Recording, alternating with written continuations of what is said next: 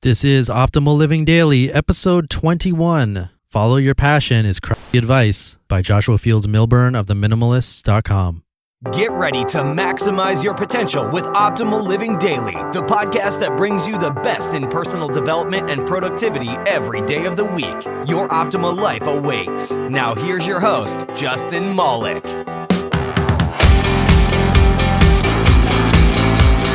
Hey, Happy New Year. This is the first day of 2016, or 2016. You know, for some reason, I have trouble saying the year as 20 instead of 2000. Don't know what the deal is with that. But anyway, I hope you're enjoying the holiday. Have you figured out what your resolutions and your goals are going to be? And if so, have you been listening to this podcast and has it helped you make your New Year's resolutions that much more likely to be achieved? Or did it convince you to not have New Year's resolutions at all? I think mine are all about building this podcast. I definitely want to make this a year where I can keep doing this for you sustainably. And on that note, I think I'll sponsor myself again today and mention that you can become a patron of the show at oldpodcast.com, which will help me stick with this because this project is losing right around $300 a month. So I'm not sure how long I can keep that up, but I want to as long as possible. So if you're in a position to contribute, I will be forever grateful. And you can do that at oldpodcast.com. But back to those resolutions. Some of you may be thinking that your goal or resolution for this new year is to follow your passion. Well, then you should probably keep listening because according to the Minimalists, that's crappy advice.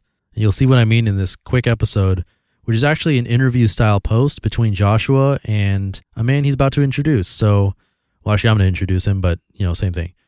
So let's see what that's all about and start optimizing your life. Follow Your Passion is Crappy Advice by Joshua Fields Millburn of the Minimalists.com. Are you passionate about your life, your job, your hobbies? What are you passionate about? How do you incorporate those passions into your life? These are important questions closely linked to your happiness and contentment and personal growth. I'm a big proponent of doing what you're passionate about, or following your passion as it were, so much so that Ryan and I dedicated an entire chapter in our book, Minimalism, Live a Meaningful Life, to finding and pursuing your passions. Unfortunately, these days there are many passion misers running around the internet promulgating an irresponsible view of following your passion.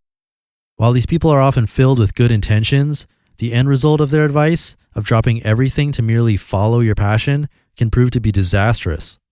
This summer, Ryan and I were fortunate enough to spend a few hours in a tiny classroom with our friend, Cal Newport, where we discussed life, habits, discipline, and why follow your passion is bullshit advice. Cal Newport, PhD, a 30-year-old assistant professor of computer science at Georgetown University, is interested in why some people lead successful, enjoyable, meaningful lives while so many others do not. Being a self-proclaimed geek, he's one of the coolest guys I know, Cal is not satisfied with simplistic slogans, e.g., follow your passion, or conventional wisdom, e.g., success requires stress. Instead, he dives deeper, looking to decode underlying patterns of success in all their nuanced glory. I've always respected Cal for his contrarian viewpoints. His popular website, Study Hacks, is one of only a handful of blogs to which I subscribe. Over the last 2 years, Cal has helped me shift my perspective on several key areas of my life, including the oversimplification of mantras like follow your passion. In celebration of his new book, So Good They Can't Ignore You, I asked Cal the following questions. Questions with Cal Newport. Joshua, the advice often regurgitated throughout the internet is simply, you should follow your passion. Why does this sound so appealing? Why is this bad advice? Cal, it's appealing because it's both simple and daring. It tells you that you have a calling, and if you can discover it and muster the courage to follow it, your working life will be fantastic. A big, bold move that changes everything. This is a powerful storyline. The problem is that we don't have much evidence that this is how passion works. Follow your passion assumes A, you have pre-existing passion, and B, if you match this passion to your job, then you'll enjoy that job. When I studied the issue, it was more complex. Most people don't have pre-existing passions, and research on workplace satisfaction tells that people like their jobs for more nuanced reasons than simply they match some innate interests. Joshua, You advocate cultivating your passion instead of following your passion. What are the key differences? Cal, follow implies that you discover the passion in advance, then go match it to a job, at which point you're done.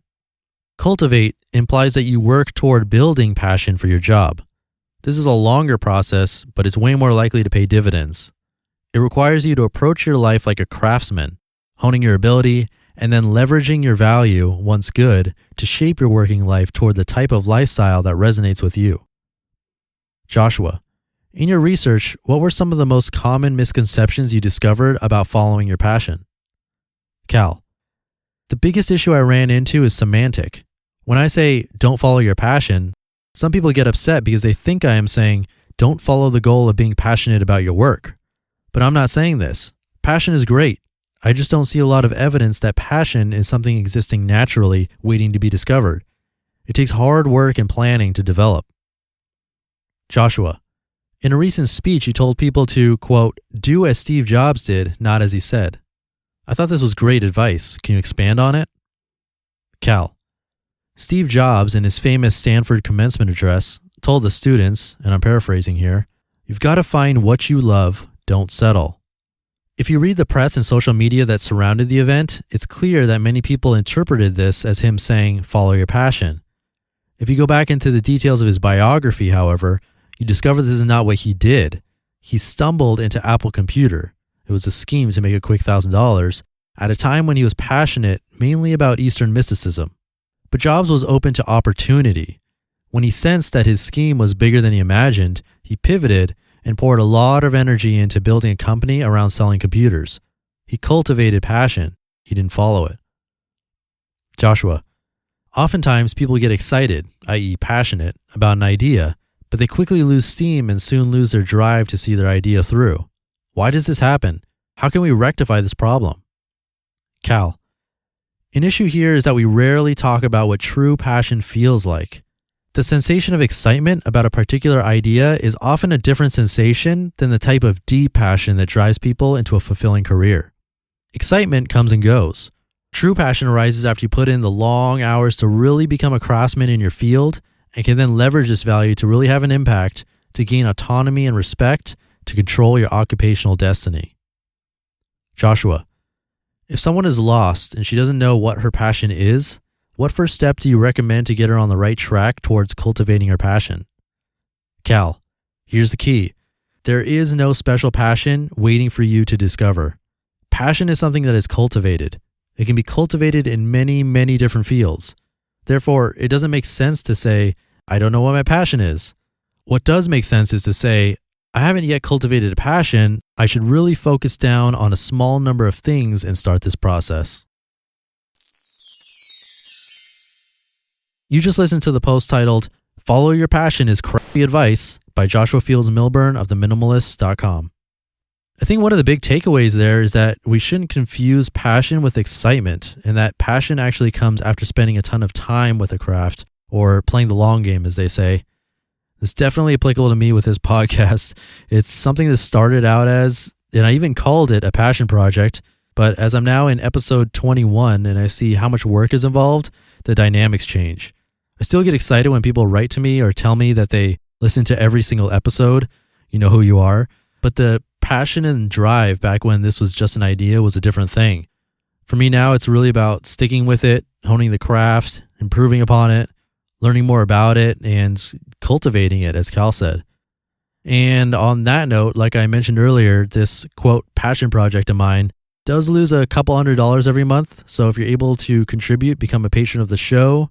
Even if each listener contributed 25 cents an episode, this would be a lot more sustainable. So every little bit counts and helps make this happen. And you can become a patron at oldpodcast.com, and you'll definitely hear from me personally if you do. Once again, that's oldpodcast.com. And I hope you have a great New Year's Day. Pick those resolutions wisely, and I'll see you tomorrow where your optimal life awaits. You've been listening to Optimal Living Daily. Be sure to hit the subscribe button to stay up to date on each new episode, and head to oldpodcast.com. That's OLDpodcast.com for a free gift, as well as more actionable tips and resources to help you maximize your potential. Thanks for joining us, and remember, your optimal life awaits.